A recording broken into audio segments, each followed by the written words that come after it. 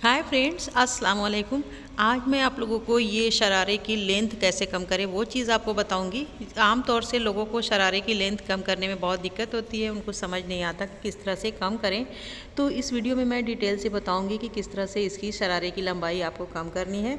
और ये शरारे का जो फ़्रॉक है इसकी भी वीडियो मैं अलग से बनाऊंगी। इसकी जो चौड़ाई है, फिटिंग है, उसको बनाना होगा और कंधे की चौड़ाई कम करनी है, तो उसके लिए अलग से मैं वीडियो बनाऊंगी। फ़िलहाल मैंने शरारे की लंबाई कम करने के लिए इसमें बताया है।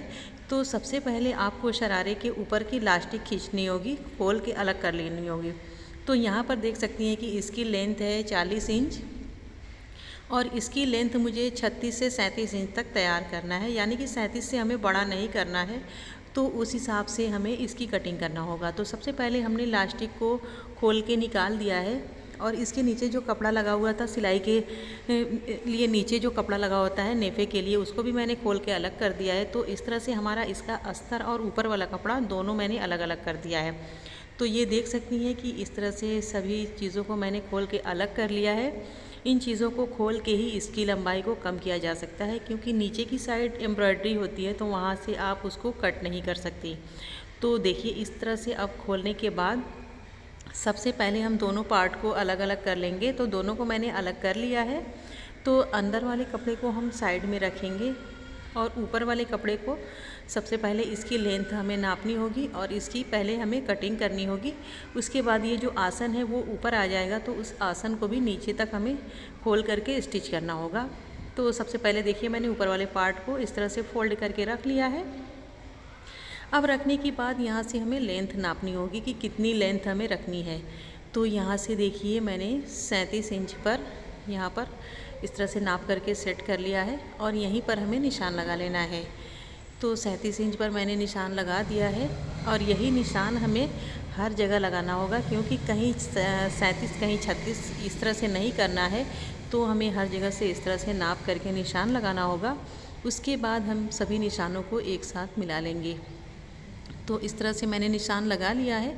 सभी निशानों को हम एक दूसरे से इस तरह से मिला देंगे और इसके बाद हमें इसकी कटिंग करनी होगी। तो पहले हम नीचे वाले पार्ट को देखेंगे कि हमारा सभी पार्ट बराबर है या नहीं।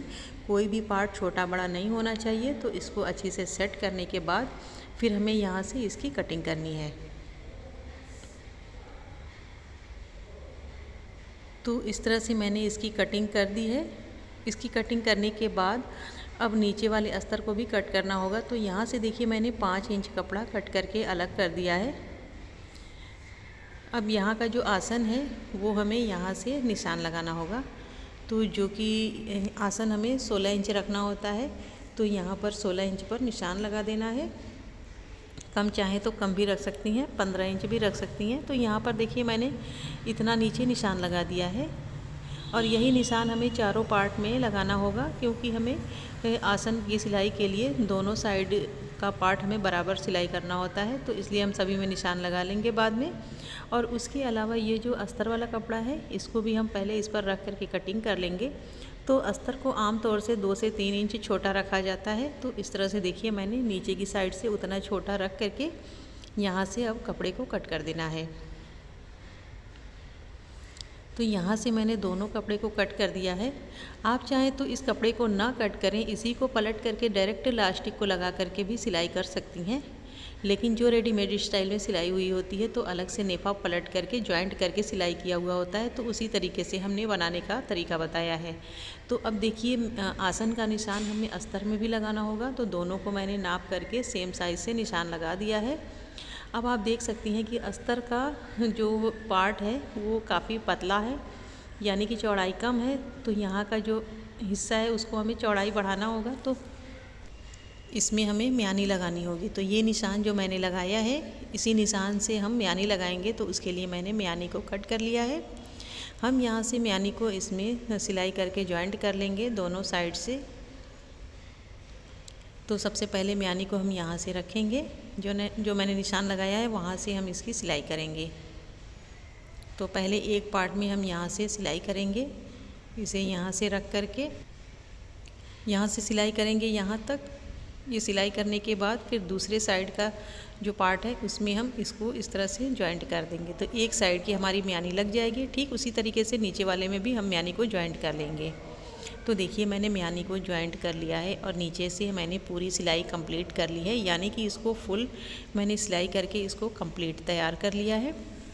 इस तरीके से ये नीचे का पार्ट हमारा रेडी है। इसकी चौड़ाई भी मैंने बढ़ा ली है। अब ऊपर का जो पार्ट है उसको हम लेंगे और ऊपर वाले पार्ट को हम अच्छे से इस तरह से फैला लेंगे। उसके बाद ये देखिए जो मैंने निशान लगाया है उसको हम यहाँ से पकड़ करके यहाँ से यहाँ तक हम सिलाई लगा लेंगे और उसी तरीके से नीचे वाले पार्ट में भी सिलाई लगा लेंगे। और इसकी चौड़ाई देख सकते हैं कि काफ़ी ज़्यादा इसकी चौड़ाई है, तो इसमें हमें म्यानी लगाने की ज़रूरत नहीं है, तो इसमें हम म्यानी नहीं लगाएंगे, इसको हम सिंपल इसी तरीके से सिलाई कर लेंगे। तो देखिए मैंने इसकी भी सिलाई कर ली है, देख सकती हैं कि मैंने नीचे से भी इसको पैक करके सिलाई कर दी है। अब इसको हमें सीधी साइड पलट लेना होगा। तो देखिए सीधी साइड मैंने पलट ली है। अब ये पलटने के बाद अब इसके अंदर हमें अस्तर को डालना होगा। तो अस्तर की जो सिलाई है वो हम ऊपर ही छोड़ देंगे और इसका सीधा वाला पार्ट नीचे रहेगा। तो ये जो इसका जॉइंट है वो अंदर छुप जाएगा, वो कहीं से भी नहीं दिखेगा। तो इस तरीके से हम इसको अंदर डाल देंगे। तो इस तरीके से दूसरे वाले साइड का भी हम इसी तरीके से अंदर डाल देंगे और उसके बाद हम नेफे के पास से दोनों को पकड़ करके अच्छे से हम सेट कर लेंगे। और जो आसन का जॉइंट है नीचे वाले अस्तर का और ये ऊपर वाले कपड़े का, दोनों का आसन वाली सिलाई हम एक साथ पकड़ लेंगे। इस तरह से दोनों को मिलाते हुए हम यहाँ से सिलाई लगाना स्टार्ट करेंगे। दोनों कपड़े को एक साथ पूरी गोलाई में हम सिलाई लगा लेंगे और ध्यान रहे कि दोनों साइड के आसन का जॉइंट हमें एक साथ मिला करके सिलाई लगाना होगा। तो देखिए ये सिलाई मैंने लगा ली है, सिलाई को मैंने कंप्लीट कर लिया है। अब ये सिलाई लगाने के बाद अब बारी है नेफ़ा बनाने की। तो नेफ़ा बनाने के लिए ये जो मैंने कपड़ा खोल के निकाला है इसको पहले हम एक सिलाई से रख करके इस पर इस तरीके से रख करके पूरी गोलाई में हम इसको जॉइंट कर लेंगे एक सिलाई से। और ये सिलाई करने के बाद हम लास्टिक लेंगे, जो मैंने इसमें से लास्टिक निकाली है ये वाली लास्टिक लेंगे और इस लास्टिक को हम यहाँ पर रखेंगे इस तरीके से और फिर इस कपड़े को पलट करके इस पर हम एक सिलाई लगा लेंगे पूरी गोलाई में। फिर लास्टिक के बीच में हम एक और सिलाई लगा लेंगे, तो ये पैजामी हमारी कंप्लीट हो जाएगी। तो आप देख सकती हैं कि ये प्लाज़ो मैंने बना करके कंप्लीट कर लिया है। बहुत ही आसानी से इसकी लेंथ को आप घर पर कम कर सकती हैं और कहीं से आपकी ये एम्ब्रॉयडरी वगैरह कुछ भी ख़राब नहीं होगा, कुछ भी पता नहीं चलेगा। तो आप देख सकती हैं कि इसकी लेंथ मैंने 36 इंच तैयार की है। यहाँ से इस तरह से देखिए नापने के बाद 36 इंच इसकी टोटल लंबाई तैयार हुई है, जबकि इसकी पहले वाली लंबाई 40 इंच थी। तो इस तरीके से देखिए मैंने बहुत ही आसान तरीके से इस पैजामे की लेंथ को मैंने कम कर दिया है और चौड़ाई भी मैंने अच्छी से इसकी बना दी है।